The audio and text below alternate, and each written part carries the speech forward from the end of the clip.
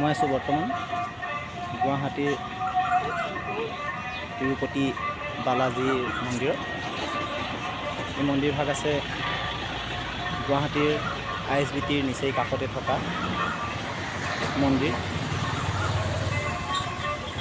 এটি বহুত সুন্দৰ পৰিৱেশৰ মন্দিৰ। এই মন্দিৰভাগ আপোনালোকে আহিব পাৰিব। চাওকচোন কিমান ধুনীয়া জেগা। যদি আপোনালোকে আহে মন্দিৰভাগলৈ, খানাপাৰাৰ পৰা জালুকবাৰী যিটো হাইৱে আছে, সেই হাইৱেত আহিলে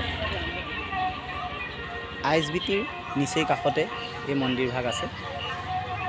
চাওকচোন কিমান ধুনীয়া পৰিৱেশ। এইভাগেই তিৰুপতি বালাজী মন্দিৰ।